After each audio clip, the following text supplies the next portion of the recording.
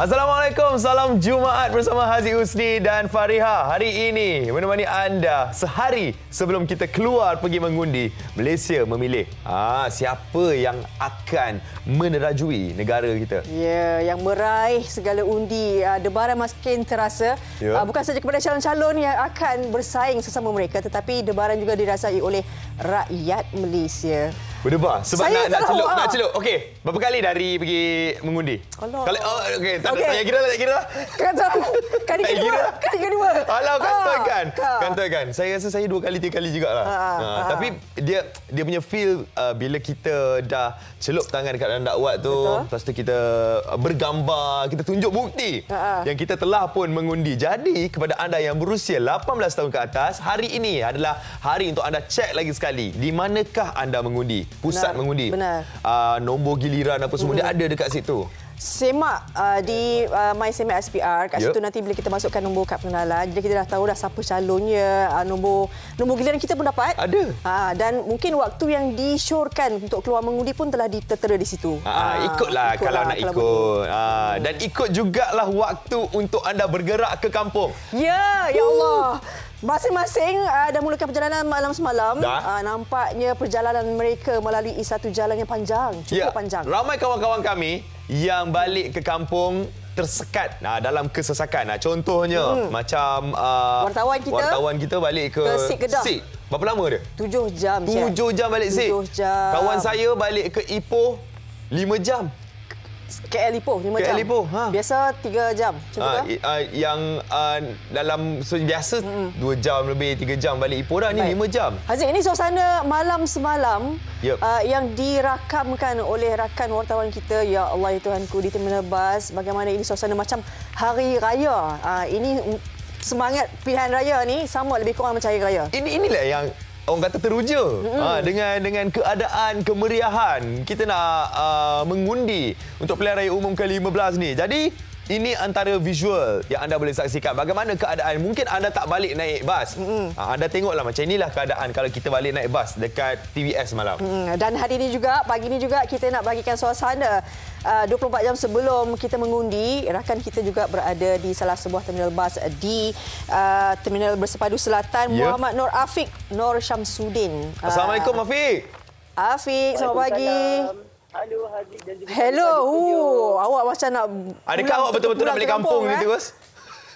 Dekat sini memang sangat meriah dekat TBS ni. Kalau boleh anda lihat di belakang saya ni ya Allah, memang sangat meriah lah dekat sini. Mungkin sebab Jalil Hamid pun dah pernah cakap kan, kalau sebut pasal raya semua ingat hari raya, tapi jangan pula kita lupa. Ada 1001 kata berkait dengan raya, termasuklah pilihan raya umum ke-15 ini. Sebab itulah kemeriahan dekat sini memang dah macam hari raya lah kalau kita tengok. Okey, kalau boleh anda lihat. Ya, saya. Okey, boleh bawa kami berikan gambaran lebih jelas dan dekat lagi di terminal sana. Okey, boleh, jom. Okey, kalau boleh anda lihat di sini, di belakang saya ini adalah kaunter tiket untuk membeli tiket secara fizikal sebenarnya. Dan saya difahamkan sebab tadi saya sempat juga berhubung dengan pengurus kanan operasi di TBS ini, Cik Faisal. Dan saya dimaklumkan hari ini jumlah penumpang yang akan bertolak dari TBS anggarannya seramai 25,000 orang dari TBS yang akan bertolak. Dan kebanyakannya, ya betul, dan kebanyakannya 65% telah pun membeli tiket secara online, secara dalam talian.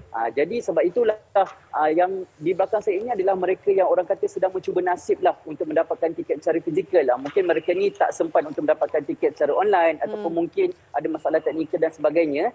Jadi mereka ini cuba untuk mendapatkan tiket secara fizikal kerana dikabarkan selain daripada andai kata tiket dah habis, ada tambahan sebanyak dalam 20 trip lagi syarikat bas yang menjalankan inisiatif untuk menyediakan 4,000 ke 5,000 tiket tambahan. Jadi mereka ini mungkin cuba untuk mendapatkan tiket-tiket tersebutlah. Tapi agak terhad tiketnya kerana jelah dah tak banyak pilihan lah dari segi masa, dari segi tempatnya dah tak banyak. Betul. Namun bagi mereka yang cuba pula mendapatkan tiket secara atas talian, secara online, mereka hanya perlu datang ke sini dan print out tiket tersebut di kaunter-kaunter yang tersedia. Contohnya belakang ni tiket-tiket warna kaunter warna hijau ni semuanya adalah bagi mereka yang nak print out tiket dah beli secara online. Maknanya sistem pun teratur sistem pun di sana teratur Yes, sangat teratur dekat sini. Saya tak nampaklah ada sebarang kekecohan yang berlaku. Semuanya berjalan dengan lancar dari segi yang beraturnya. Memang ramai tu ramai tetapi sistemnya tetap berjalan dengan lancar dekat sini, Alhamdulillah. Dan juga dikabarkan dari kemarin dalam sampai ke hari ini, kebanyakan mereka yang ingin bertolak pulang adalah terdiri daripada pelajar Institut Pengajian Tinggi ataupun IPT. Mungkin ialah mereka juga excited kan nak balik untuk mengundi buat kali pertama. Dan bersama saya juga hari ini adalah pelajar jurusan Seni Bina yang juga ingin pulang ke kampung hari ini. Bersama dengan saya ini adalah Daniel Hakim dan juga Aisyah Nuwaira. Assalamualaikum. Waalaikumsalam. Okey, macam Daniel ni kalau boleh saya tahu Daniel nak balik mana? Kelantan. Nak balik Kelantan, orang Kelantan? Betul. Okey, kalau yang Aisyah? Nak balik Perlis. Okey, dan mereka berdua ni juga adalah antara pelajar IPT yang membeli tiket secara online sebenarnya. Kalau boleh saya tahu kenapa Daniel pilih untuk beli online? Lebih mudah and tidak perlu pergi ke mana-mana, just guna phone and selesai. Okey, adakah anda antara orang yang cuba untuk mendapatkan tiket lebih awal berbanding orang-orang lain untuk pulang ke kampung? Kami antara orang yang tamat lepas takut habis. Bila beli tiket tu, Aisyah? Dekat tahun 17 sampai 21. Okey, jadi macam mana perasaannya untuk balik ke kampung bagi mengundi buat kali pertama? Perasaan dia excited. Of course excited untuk mengundi yang kali pertama. Dan terujalah sebab lama tak balik sebenarnya. Okey, baik. Terima kasih banyak Daniel dan juga Aisyah. Katanya bas diorang ni pukul 10 pagi tapi sempat juga sediakan masa untuk kita bersama-sama. Jadi terima kasih. Selamat pulang. Semoga sampai ke destinasi dengan selamat insya-Allah. Dan salam keluarga, okey? Okey, jadi itu antara pelajar IPT yang sempat kami temu bual untuk tanyakan perasaan dan juga sebagainya untuk pulang ke kampung. Dan itulah antaranya kemeriahan yang berada di TBS yang boleh anda lihat hari ini. Jadi saya rasa itu saja laporan saya dari TBS. Apa-apa pun nasihat saya kepada orang ramai, walaupun anda guna pengangkutan awam, ingat kesihatan dan juga keselamatan diri perlu dijagalah sebab pengangkutan awam ni yang kita tahu memang perlu pakai mask. Jadi jangan mengelaklah untuk pakai mask untuk keselamatan diri sendiri juga kan. Yang penting, satu lagi nasihat saya, buluh betung tumbuh serumpun, ruas batang panjang ruas 9. Turunlah mengundi, tak susah pun. Siap pangkah, dah boleh jalan. Okey, sekian saja dari saya. Assalamualaikum. Kembali kepada Fariha dan juga Haziq di studio. Terima kasih, Afiq. Dapat rasa semangat Afiq tu dekat sana. Mula dia buka dengan lagu, tutup dengan pantun. Ya, itu orang kata dia punya keterujaan. Dia bukan keterujaan setakat nak balik kampung mengundi, keluar TV. Suasana. Okey, jadi itu dia Afiq update kepada anda apa yang berlaku, keadaan di TBS, di mana kemeriahannya kalau kita dapat lihat macam hari raya. Betul lah. Dia memang raya. Tapi yang kali ini bukan hari raya, pilihan raya. Dan PRU ke-15 ini memang sangat luar biasa. Apatah lagi ada penambahan pengundi muda kan buat pertama kalinya. Jadi kalau lihat mempola tu dah berubah. Haziq kata PRU ke-15 ini lebih daripada 20 juta nanti akan turun. Kan untuk mengundi berbanding dengan yang sebelum ini PRU ke-14 hampir 15 juta saja. Jadi itu antara nombor yang sangat jauh. Jadi ini sebenarnya kemeriahan yang dapat dirasai. Apatah lagi pengundi-pengundi muda tu. Dia orang semua nak tahu macam mana rasanya bagi mengundi ni.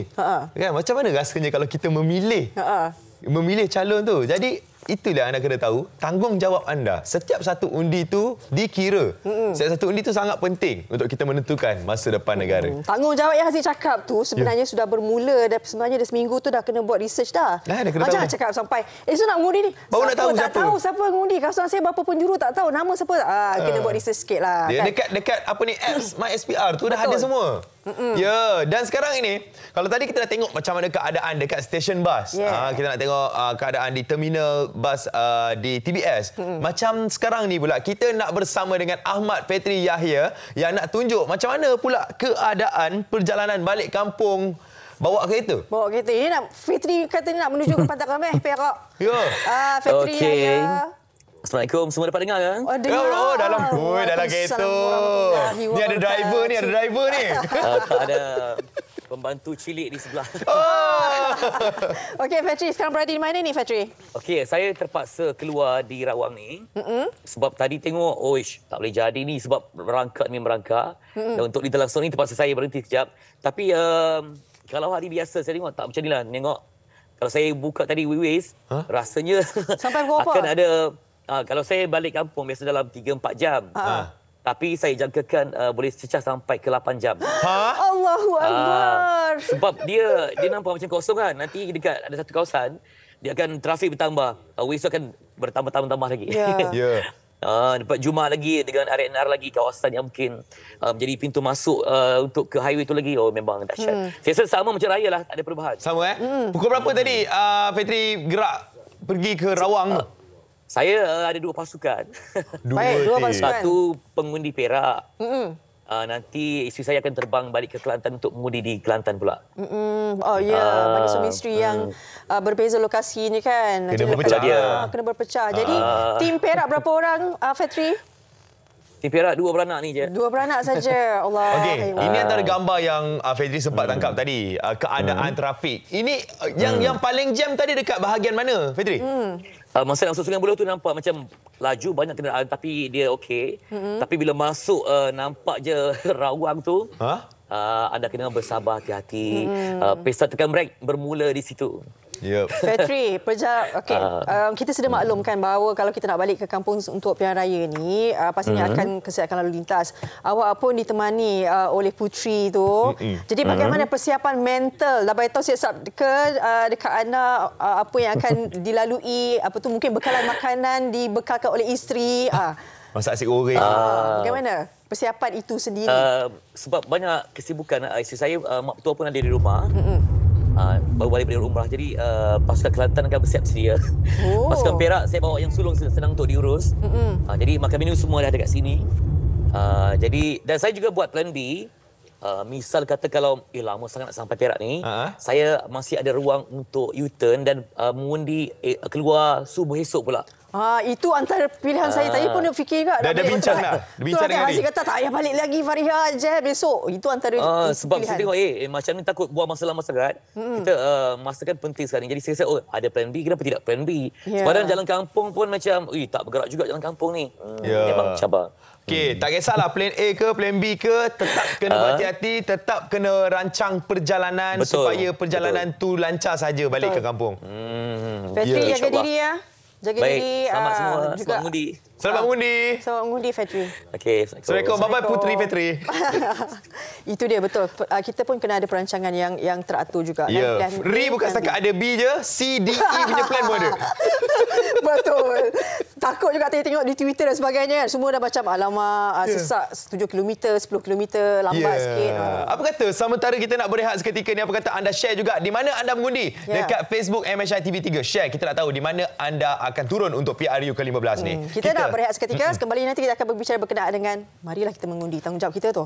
Semua selepas ini dia MHI. Baru nak nyanyi lagu Marilah Mari. Marilah Mari.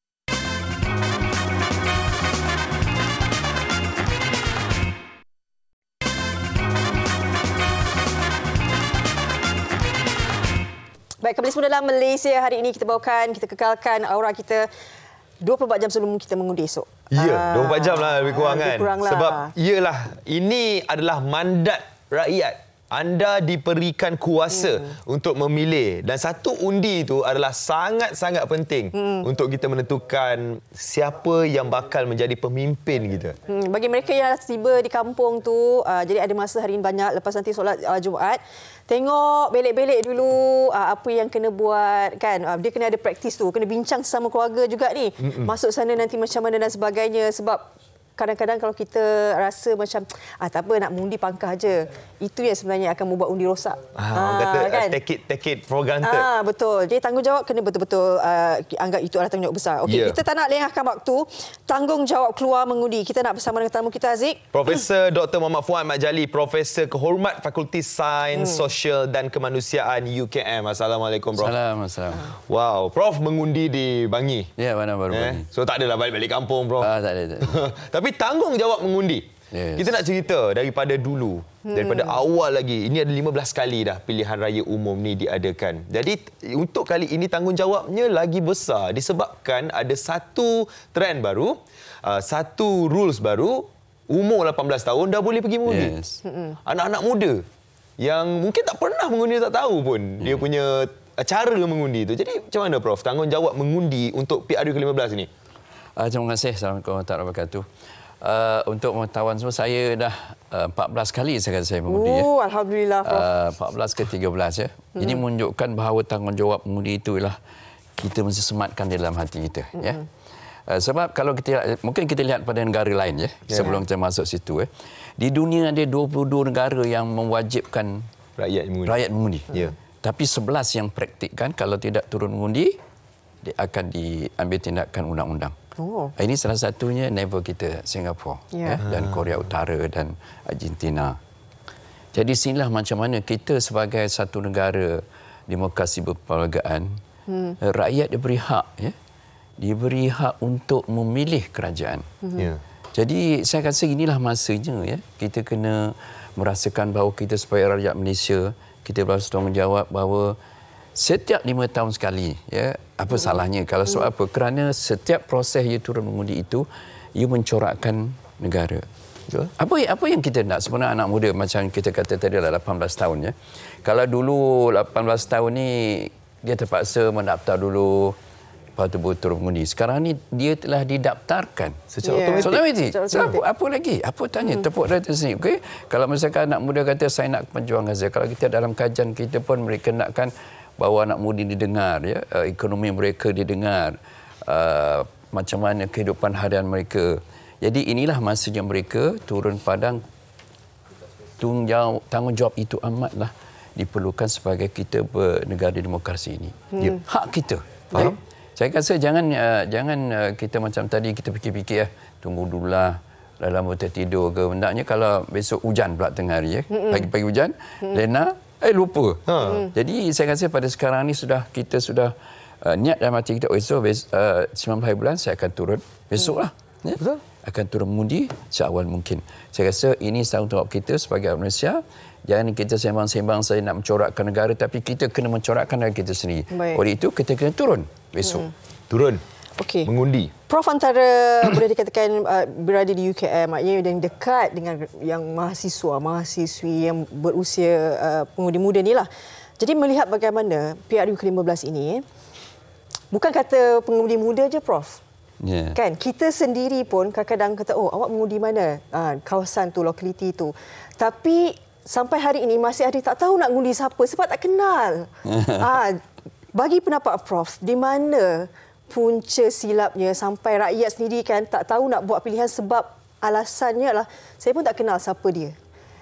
Saya pun tak tahu macam mana, tapi kita tahu tu tanggungjawab kita nak mengundi tu. Cumanya bagaimana Prof melihat situasi sebegitu? Tapi kalau di kampus contohnya, di kampus ni tidak ada masalah. Di kampus ni memang tidak ada masalah. Kita lihat bahawa cakna atau penetrasi politik mereka itu agak tinggi. Tapi perbezaannya sekarang ni macam mana, setakat mana dia mengenali. Dia menyurusi atau melihat bahawa ini demokrasi, ini pilihan raya, parti mana yang saya nak undi dan apa isu-isu nak dibawa itu, mungkin ini cakna mereka tidak ada. Mungkin mereka sibuk dengan mungkin dengan pelajaran mereka ataupun dengan WhatsApp dia, dengan game dia. Jadi kadang-kadang mereka tak kisah tau. Kalau kita tanya, tapi kalau kita tanya, baru ini kita tanya dalam kajian kita tanya, adakah kesedaran tu ada? Dia kata memang dia sedar. Betul. Dia sedar mengundi dan membalas 80-50 tahun mengatakan yes, saya akan turun mengundi. Dia kata. Tapi kalau kita nak melihat bahawa apa pilihan parti itu mungkin blur lagi. Sebab mereka orang baru, contoh kalau lama ni dia ada sistem, ataupun ini sebab orang kata mereka kaitkan dengan identifikasi parti. Maksudnya dia akan mengundi apa diundi diwarisi oleh ibu bapa mereka. Itu yang paling senang lah. Mereka mengatakan, yes, ikut aja mak bapak kita mengundi. Tapi adakah itu betul? Sebab dengan masyarakat madani sekarang, dengan masyarakat yang canggih itu, mungkin mereka tidak Sealuan dengan ibu bapa mereka. Kalau saya, anak saya. Mungkin anak saya tak tahu apa. Rahsia lah. Rahsia.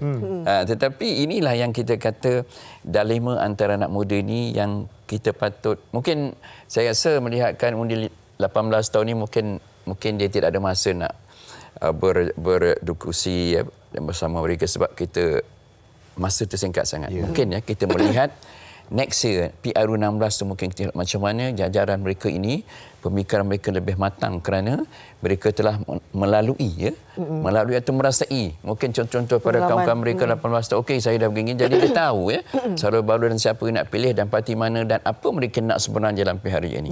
Jadi ini literasi politik ni yang kita perlu hidangkan kepada mereka di institusi pengajian dan juga di peringkat sekolah pun. Itu kalau yang nak turun mengundi, Prof. Tapi ada juga orang yang kata, alah saya tak minat sangat politik ni. Saya tak sukalah. Kan? Ini bila bercakap pasal politik je saya nak cuba elak. Dia tak tahu yang pilihan raya ni bukan setakat politik. Kan? Dia kena memilih orang yang nak menerajui negara. Jadi macam mana pula dengan orang yang memang tak ambil tahu sebenarnya? Dia sekarang dia ada satu konsep apolitical tu. Dia tak kisah apa nak jadi pada negara-negara lah. I tak nak undi, kata satu undi apa berkesan?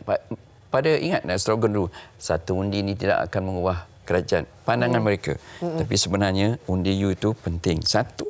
Sebab kita sistem PERS dan sistem kita ni kalau satu undi pun kita boleh menang dan satu undi pun juga boleh menjadikan kita sebagai Perdana Menteri. Lebih.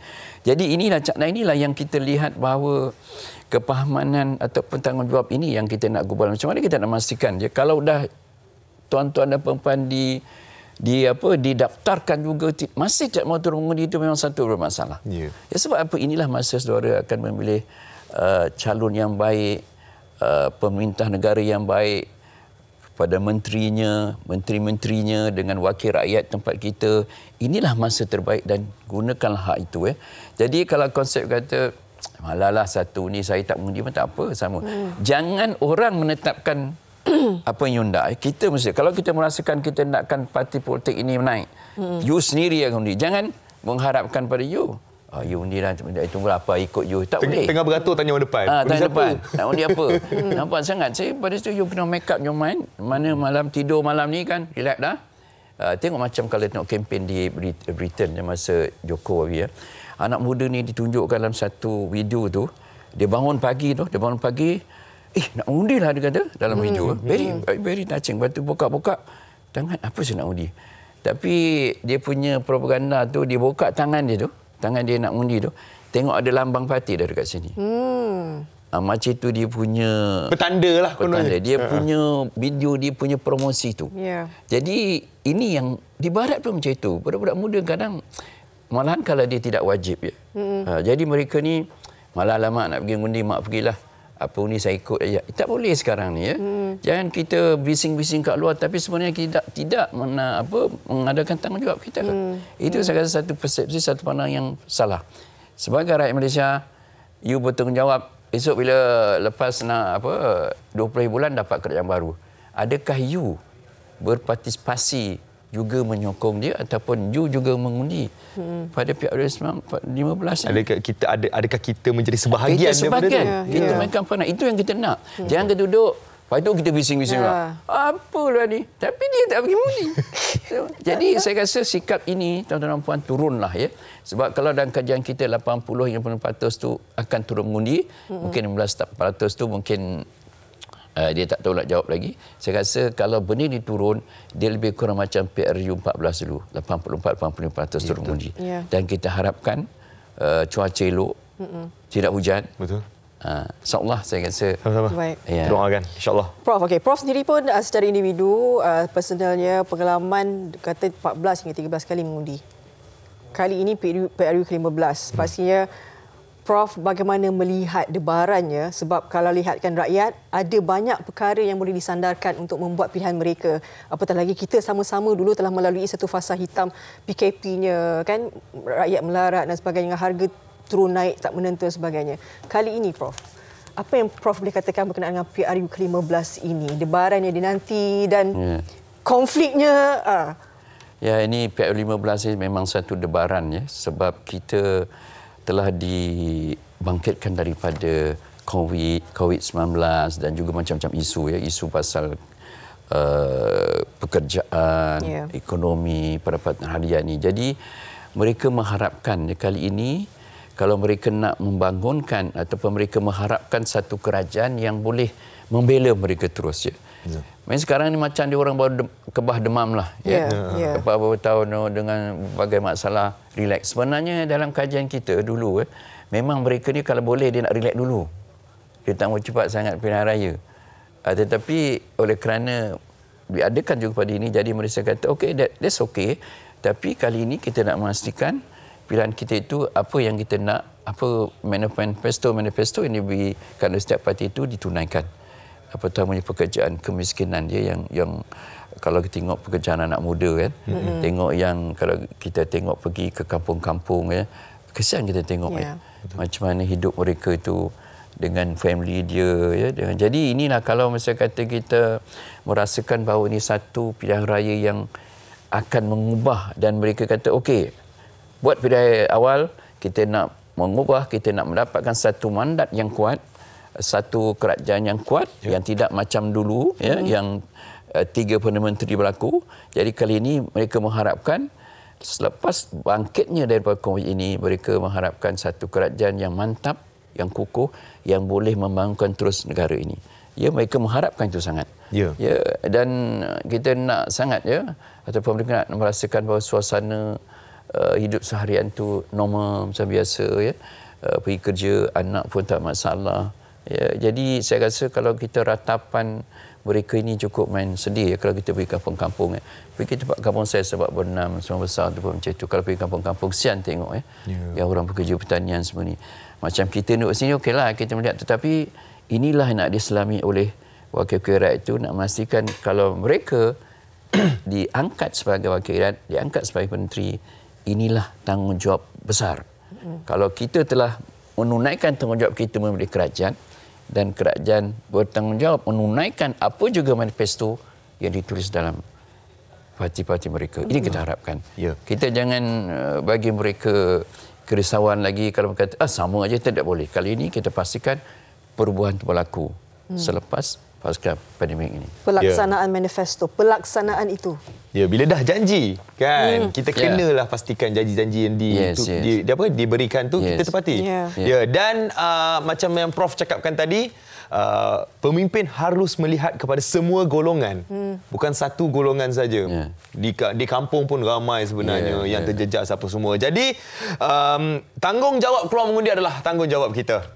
Prof telah pun memberikan nasihat. Tadi itu antara nasihat-nasihat daripada orang kata otai mengundi. 13 ke 14 kali Prof pergi mengundi. Betul. Prof kira 14 je lah. Okey, terima kasih banyak-banyak Prof di atas perkongsian ini. Selamat mengundi juga Prof esok. Okey, sama-sama.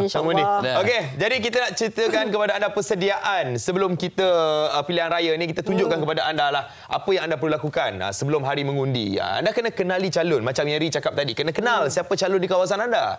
Lepas tu sedikitlah latar belakang pencapaian dan juga isu ataupun manifesto yang diutarakan. Tanya apa yang kita nak ni. Jadi adakah terkandung dalam manifesto mereka? Lepas tu buat pilihan berdasarkan fakta dan undi calon yang mempertahankan isu yang anda anggap penting. Jadi ini dia daftar pemilih, pusat mengundi, saluran mengundi. Kena tahu kat mana ya. Semak kita punya juga banyak. Jangan salah pergi lokasi dek. Pergi sekolah sini salah. Ini cara-caranya. Tekan je, ikut je apa yang kita nak tekan ni. Ni siapa yang tekan ni? Jadi semak calon. Lepas tu tunjuk sekali macam mana kita nak tengok daftar pemilih.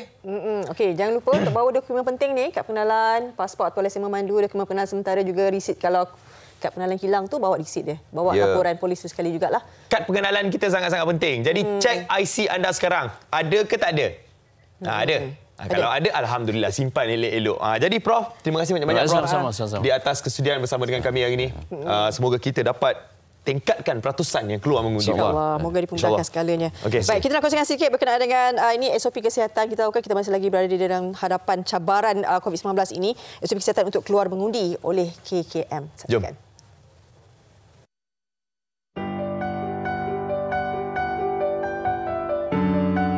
Masa mengundi nanti, langkah-langkah keselamatan ni semua kena ambil. Semua pengundi digalakkan memakai pelitup muka untuk pergi ke pusat mengundi, dan mereka yang kes positif wajib memakai pelitup muka. terbuka, pergi terbuka. Dan semasa pergi dan balik daripada pusat mengundi tu, kita mengesyorkan mereka yang positif tu tidak dibenarkan pergi menggunakan pengangkutan awam. Pergi naik kereta sendiri, drive sendiri, ataupun menumpang kereta family atau orang lain secara berdua je dalam kereta tu. Kereta persendirian kita tak benarkan mereka menaiki kenderaan awam, termasuklah e-hailing. Jadi nak pergi tu kena naik kereta sendiri, drive sendiri ataupun bersama ahli keluarga, tetapi berdua je dalam kereta tu. Dan ada tata cara kita naik kereta tu dengan selamat lah. Mungkin dua-dua pemandu kena pakai mask, yang positif kena duduk belakang, tapi kena yang bersilang, jadi dia punya tingkap kena buka. Jadi tata cara tu kena dipatuhi. Jadi kebenaran mengundi ni hanya untuk mengundi je lah. Keluar tu sebab dia orang nak HSO kan. Jadi mereka tu hanya dibenarkan untuk mengundi je. Jadi bila mengundi cepat-cepat, lepas tu balik cepat-cepat. Jangan singgah mana-mana, especially yang kes positif ni, dan sambung balik HSO mereka. Dan pencucian tangan ni kita galakkan semua orang mencuci tangan dengan kerap lah pada proses mengundi tu. Dan kita galakkan mereka membawa hand sanitizer sendiri. Dan pengundi-pengundi positif tu ada beberapa peraturan yang mereka patuhilah. Dan semasa di pusat mengundi, kita masih lagi menggalakkan semua pengundi mengamalkan penjarakan fizikal yang selamat. Dan especially kes yang positif COVID ini, kita ada special panduan untuk mereka nanti. Jadi secara umumnya, dia masih mengesyorkan atau menasihati komuniti mengamalkan langkah pencegahan kesihatan awam ini.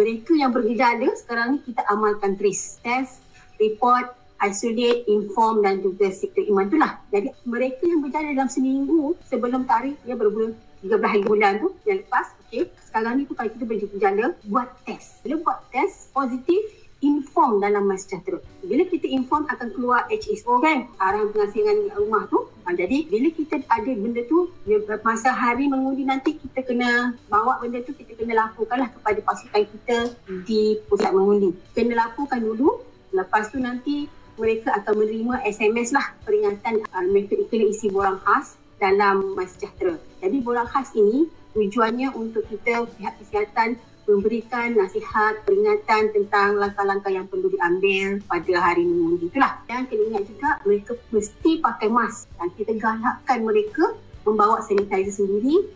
Dan kalau boleh, bawalah pen sendiri. Kita galakkan bukan wajib, kita galakkan, kita syorkan, bawalah pen sendiri. Supaya nanti bila kita boleh, kita tak campur-campur dengan orang kan.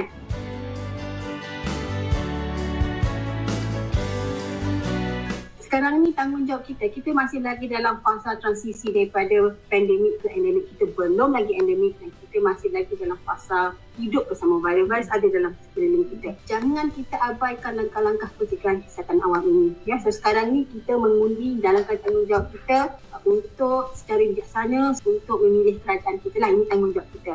Di samping itu, jalankan tanggungjawab individu menjaga keselamatan diri kita dan juga orang sekeliling kita.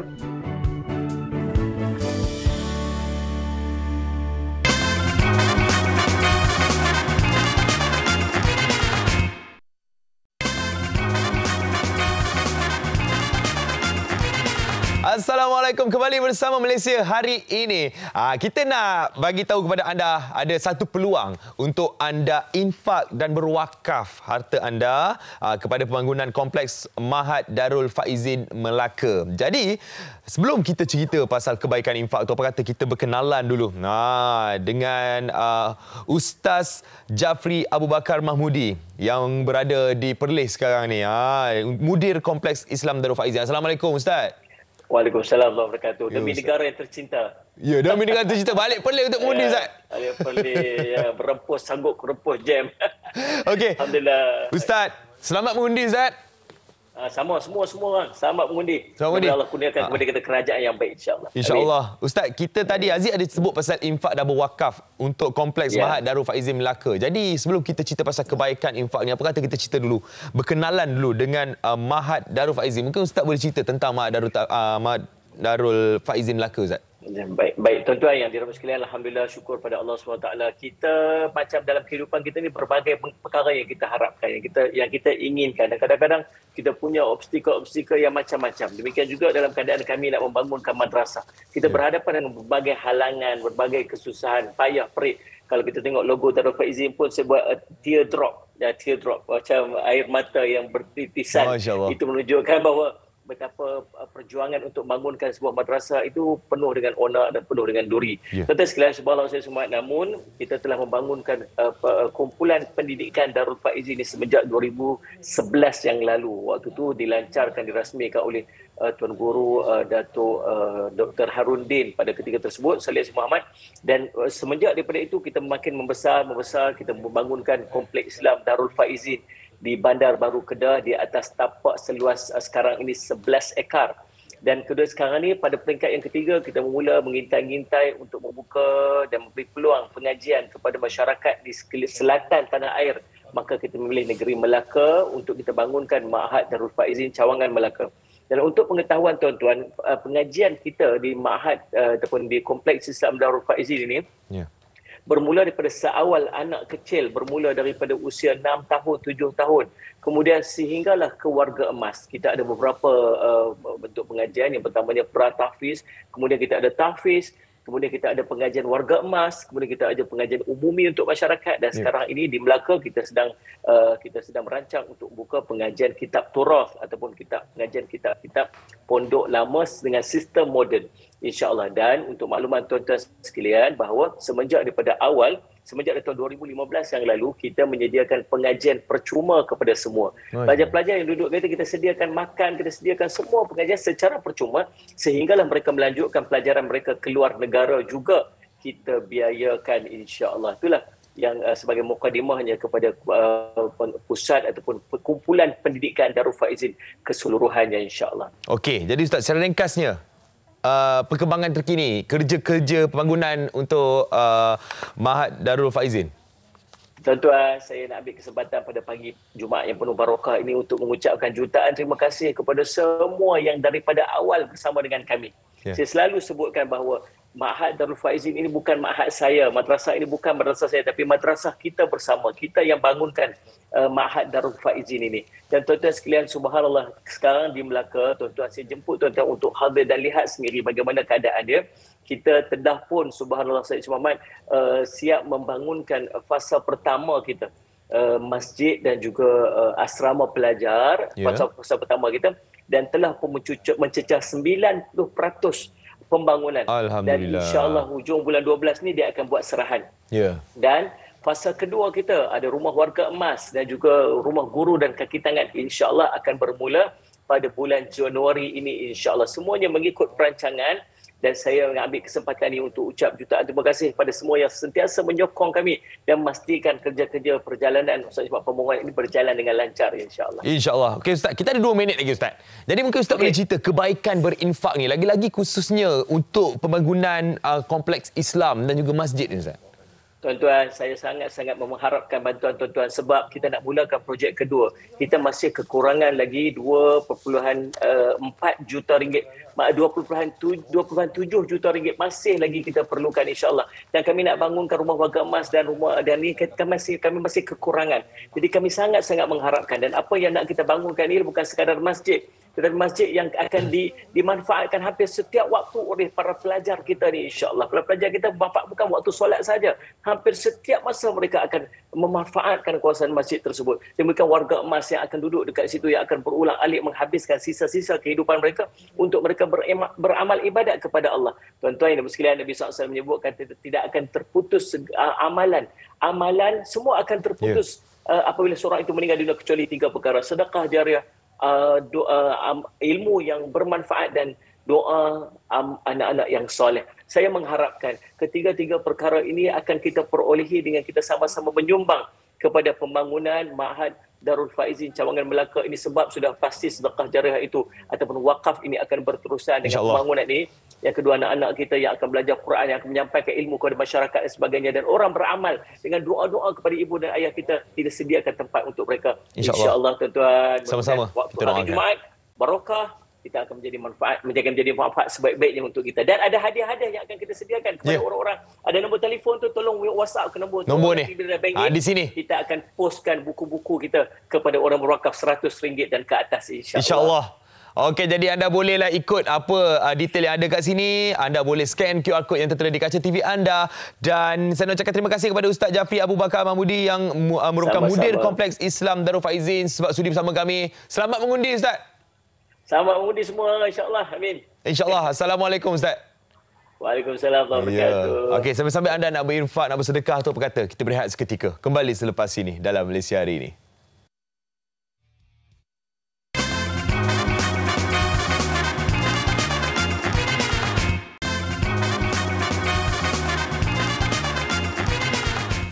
Makin panas. Wah, dia punya flip tudung tu. Kita pasal wilayah Malaysia tapi kepanasan, kebahang. PRU ke-15 tu masih lagi dirasai. Kita nak kongsikan satu ini. Apa dia? Iltizam juga amanat. Ya, daripada Perdana Menteri. Kan? Jadi jom kita saksikan apakah iltizamnya.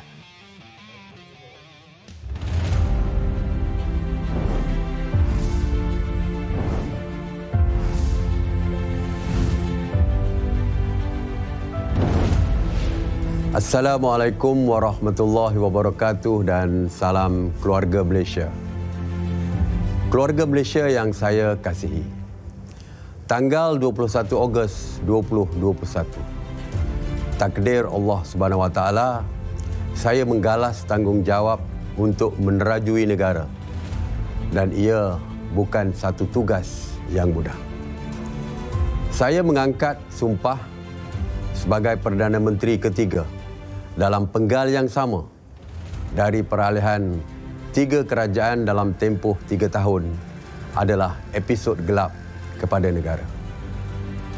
Waktu itu, kita berhadapan ancaman pandemik COVID-19. Jumlah pesakit harian mencecah puluhan ribu, mengorbankan ratusan rakyat sehari dan menyebabkan fasiliti perubatan hampir lumpuh. Tidak cukup dengan itu, negara berhadapan krisis ekonomi. Jumlah pengangguran meningkat lebih 700,000 orang. Banyak sektor perniagaan terpaksa gulung tikar dan rakyat hilang mata pencarian. Justru saya bertekad, kita harus teguh bersama seperti sebuah keluarga untuk memulihkan negara. Atas kesedaran dan iltizam ini, pentadbiran saya melancarkan inisiatif Keluarga Malaysia. Sepanjang tempoh 15 bulan, inilah 15 inisiatif yang telah kita capai bersama. Kestabilan politik dan kesejahteraan sosial KDNK adalah yang terbaik di Asia Tenggara ini. Mengurangkan kadar pengangguran melalui 600,000 peluang pekerjaan. Setiap badan, terutamanya badan kehakiman, begitu juga legislatif, kebebasan mereka akan terus dipelihara oleh kerajaan hari ini. Kerajaan telah meluluskan gaji minima sebanyak RM1,500.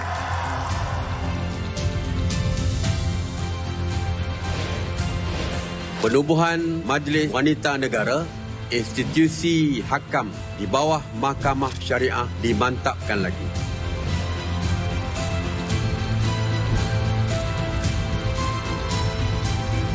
Bayaran kenaikan gaji tahunan, tambahan khas sebanyak RM100 untuk penjawat awam. MA 63 diluluskan oleh kesemua ahli parlimen yang hadir. SJKP ini diperuntukkan dengan jumlah yang lebih besar. Pinjaman tersebut akan dijamin oleh kerajaan. Hari ini keadaan bertambah baik dan kita mampu bergerak maju ke hadapan. Namun masih banyak yang perlu kita laksanakan untuk menjadi sebuah negara bangsa yang teguh bersama dan kembali dihormati di persada dunia. Pada 19 November ini, keluarga Malaysia akan melaksanakan tanggungjawab untuk memastikan negara ini terus ditadbir dengan baik. InsyaAllah, jika saya diberi peluang meneruskan pentadbiran ini, 4 iltizam saya untuk Malaysia. Pertama, menyatupadukan rakyat demi kesejahteraan dan kebajikan keluarga Malaysia. Kedua, menyuburkan kemakmuran ekonomi dan pembangunan negara. Ketiga, memelihara kesucian agama Islam tanpa meminggirkan agama lain selaras dengan perlembagaan persekutuan. Keempat, memperkasa integriti tabir urus negara. Inilah iltizam saya untuk Malaysia demi kestabilan dan kemakmuran masa depan tanah air kita. Saya, Ismail Sabri bin Yaakob, dengan rendah diri memohon kepada semua pengundi untuk memberi kepercayaan kepada saya dan Barisan Nasional menerajui negara bagi penggal akan datang. Semoga Allah SWT terus merahmati serta memelihara negara dan keluarga Malaysia. Ya Allah, sesungguhnya kepadamu kami berserah. Undilah Barisan Nasional. Terima kasih, keluarga Malaysia.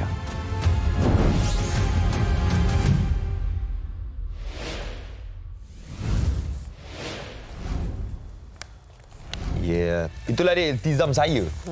Kalau anda boleh tengok dekat paper-paper pun ada jugalah ya. Okey, jadi sambil kita cerita mengenai PRU ke-15 ni, kita nak ceritakan juga kepada anda satu berita yang membanggakan yang saya baca dekat Cosmo di bahagian sukan muka surat 40. Wow, satu berita mengenai gandingan beregu wanita negara, iaitu Perlitan dan juga MTNA yang merupakan beregu wanita ke-8 dunia sekarang ini. Ya, alhamdulillah kita dapat lihat beregu wanita negara kita yang dapat bersaing di pentas dunia. Dengan masa yang sangat singkat, mereka dapat meningkat dalam top 10 sekarang ini. Dan saya boleh jamin, kita sama-sama doa. Awak macam YB sekarang. Daripada saya tengok persembahan mereka, mereka mampu untuk menjadi nombor 1 dunia beregu wanita. Inilah dia. Ucapkan di atas kejayaan ini menjadi satu kebanggaan yang cukup besar buat rakyat Malaysia. Betul. Okey. Itu cerita sukan. Cerita sukan. Ini sedikit saya berikan penghargaan kepada petugas-petugas SPR. Ini antara suasana yang dikongsikan. Ini di Kuching Sarawak, di Sabah. Jadi mereka lah ini nanti yang akan bertungkus lumus. Hari ini pun telah bersedia semangat juang mereka untuk esok. Mereka ni memikul tanggungjawab yang besar juga. Semalam integriti. Semalam saya berborak dengan cikgu. Cikgu tu akan menjadi petugas untuk pilihan raya nanti. Dia kata hari ini dah memang akan pergi ke pusat-pusat mengundi semua untuk menyusun meja apa semua. Betul. Ya. Ini surat khabar. Surat khabar berita harian. Saya rasa kita mesti dapatkan berita harian hari ini. Sebab apa? Pastikan beli ya. Sebab saya suka. Tiba-tiba saya suka. Kenapa dia suka? Di dalam ni semua nama-nama calon kawasan kita yang kita mengundi tu nanti kan pembacaan apa semua nanti esok bila keluar keputusan tulis dekat tepi tu berapa majoriti dapat undi sebagainya. Jangan bungkus nasi lemak ya acik-acik yang berita harian ni. Kertas dia pun lain sikit ni. Ya, tebal sedikit. Jadi ini edisi khas yang cukup mengagumkan juga untuk rakyat Malaysia simpan tau. Yep. Jadi besok adalah hari mengundi. Jadi kita harapkan agar cuaca dapat baik. Semoga kita dapat dilancarkan urusan untuk pergi ke pusat mengundi. Kita lunaskan tanggungjawab kita untuk memilih siapa pemimpin Malaysia. Jaga diri untuk pulang ke kampung. Mana yang mengundi di sini, pastikan persediaan dibuat malam ni. Macam umpama kita ni esok nak raya. Nak raya. Niat tu ada, kena niat. Dah pasang dah malam ni. Betul. Hari ini dah boleh standby masak lemang. Tiba-tiba. Bakar lemang, rebus ketupat semua. Okey, jadi selamat mengundi. Kita jumpa besok. Kita akan bawakan kepada anda situasi mengundi di MSI. Jaga diri. Bye. Assalamualaikum. Bye-bye. Assalamualaikum. Salam Jumaat.